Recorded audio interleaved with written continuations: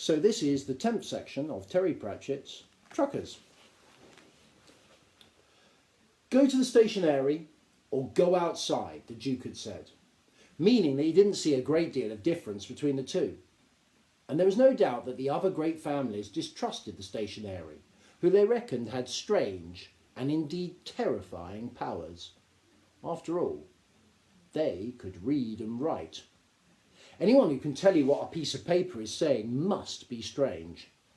They also understood Arnold Brothers, established 1905's messages in the sky. And it's very hard to meet someone who believes that you don't exist. Maskelyne had always thought that Torrit looked old, but the abbot looked so old that he must have been around to give time itself a bit of push. He walked with the aid of 2 sticks, and a couple of younger gnomes hovered behind him in case he needed support. His face was a bag of wrinkles, out of which his eyes stared like 2 sharp black holes. The tribe clustered up behind Maskelyne, as they always did now when they were worried. The abbot's guest hall was a walled area, walled with cardboard, near one of the lifts. Occasionally one went past, shaking down some dust. The abbot was helped to his chair and sat down slowly, whilst his assistants fussed round him. Then he leaned forward. "Ah," he said, "delicatessen, isn't it? Invented anything lately?" "Not lately, my lord," said Dorcas. My lord, I have the honour to present you to—" "I can't see anyone," said the abbot smoothly. "Must be blind," sniffed Granny. "And I can't hear anyone either," said the abbot. "Be quiet," Dorcas hissed. "Someone's told him about you. He won't let himself see you. My lord," he said loudly, turning back, "I bring strange news. The store is going to be demolished." It didn't have quite the effect that Maskelyne had expected. The stationary priests behind the abbot sniggered to themselves, and the abbot himself permitted a faint smile to appear on his features. "Dear me," he said, "and when is this terrible event likely to occur?" "In 21 days, my lord." "Well then," said the abbot in a kindly voice, "you run along now and afterwards tell us what it was like." This time the priests grinned. My lord, this is no—" The abbot raised a gnarled hand. "I'm sure you know a great deal about electricity, Dorcas. But you must know that every time there is a grand final sale, excitable people say, 'The end of the store is nigh.' And strangely enough, life goes on." Maskelyne felt the abbot's gaze on him. For someone who was invisible, he seemed to be attracting considerable attention. "My lord, it is rather more than that," said Dorcas, stiffly. "Oh, did the electricity tell you?" said the abbot mockingly. Dorcas nudged Maskelyne in his ribs. "Now," he said. Maskelyne stepped forward and put the thing down on the floor. "Now," he whispered. "Am I in the presence of community leaders?" said the thing. "About as much as you will ever be," said Dorcas. The abbot stared at the box. "I will use small words," said the thing. "I am the flight recording and navigating computer. A computer is a machine that thinks. Think, computer, think. See the computer think. I use electricity. Sometimes electricity can carry messages. I can hear the messages. I can understand the messages. Sometimes the messages go along wires called telephone wires. Sometimes there are in other computers. There is a computer in the store. It pays humans their wages. I can hear it think. It thinks, no more store soon. No more payroll. No more accounts. The telephone wires, they say, is that Grimethorpe Demolition Company? Can we discuss final arrangements for the demolition? All stock will be out by the 21st. Very amusing, said the abbot. How did you make it? I didn't make it, my lord. These people bought here. Which people? Said the abbot, looking straight through Masculine. What happens if I go and pull his nose? Whispered Granny in a hoarse whisper. It would be extremely painful, said Dorcas. Good. No, I mean for you. The abbot rose hesitatingly to his feet.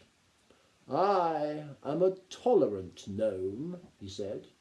You speculate about things outside, and I do not mind. I say it is good mental exercise. We wouldn't be gnomes if we didn't sometimes allow our minds to wander. But to insist that it is real, that is not to be tolerated. Little tricksy toys. He hobbled forward and brought one stick down sharply on the thing, which buzzed, Intolerable! There is nothing outside and no one to live in it. Life in other stores? Pah! Audience concluded. Be off with you. I can stand an impact of 2,500 tons, said the thing rather smugly, although no one took much notice. Away, away, shouted the abbot. Masculine saw that he was actually trembling. That was a strange thing about the store.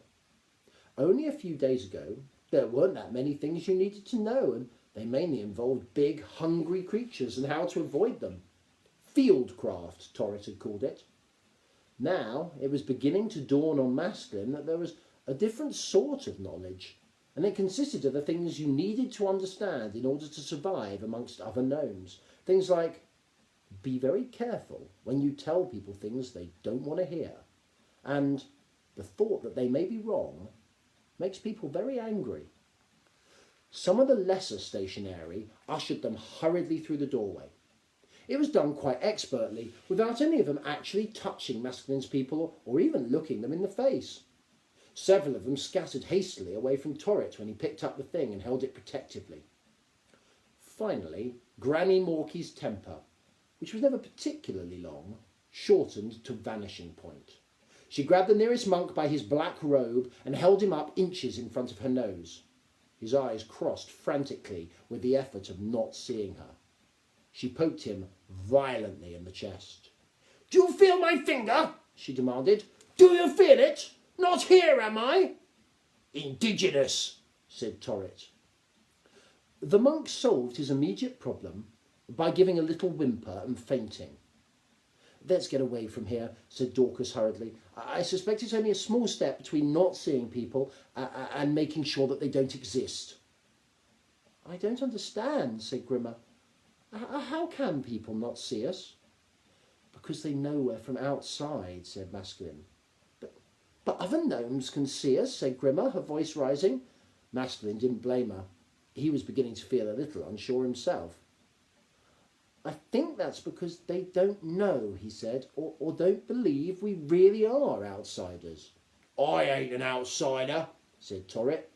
They're all insiders. But that means that the abbot really does think we're from the outside, said Grimmer. And that means he believes we're here and he can't see us. Well, where's the sense in that? That's gnomish nature for you, said Dorcas. Don't see that it matters much, said Granny grimly. Come 3 weeks and they'll be outsiders and serve them right. They'll have to go around not looking at themselves. See how they like that, eh?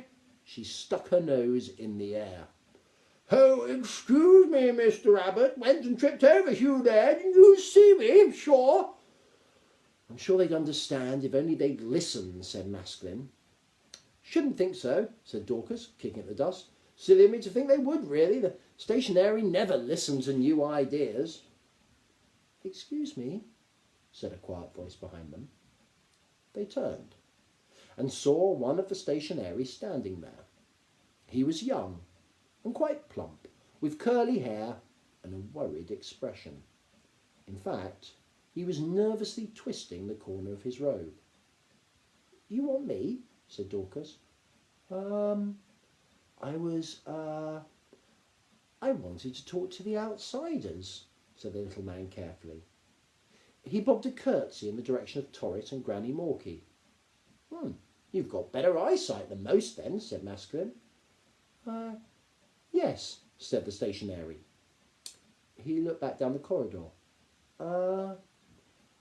I'd like to talk to you somewhere private. They shuffled round a floor joist. Well, said Masculine. That thing that spoke, said the stationary. Do you believe it? I think it can't actually tell lies, said Masculine. So what is it exactly? Some kind of a radio? Masculine gave Dorcas a hopeful look. That's a thing for making noises, Dorcas explained, loftily. Is it? Said Masculine, and shrugged. Oh, I don't know. We've just had it a long time. It says it came with gnomes a long way ago and a long time ago. We've looked after it for generations, haven't we, Torret? The old man nodded violently. My dad had it. And before me, his father had it. And his father before him, and his brother at the same time as him. And their uncle before him, he began. The stationary scratched his head. It's very worrying, he said. The humans are acting very strangely. Things aren't being replaced in the store, and there's signs we've never seen before. Even the abbot's worried. He can't work out what Arnold Brothers, established 1905, expects us to do, so he bunched up his robe, untwisted it hurriedly, and went on. I'm the abbot's assistant, you see. My name is Gerda. I have to do the things he can't do himself, so, Well, what? Said Masculine. Could you come with me, please? Is there food? Said Granny Morkey, who could always put her finger on the most important point. We'll certainly have some sent up, said Gerda hurriedly. He backed off through the maze of joists and wiring. Please follow me. Please.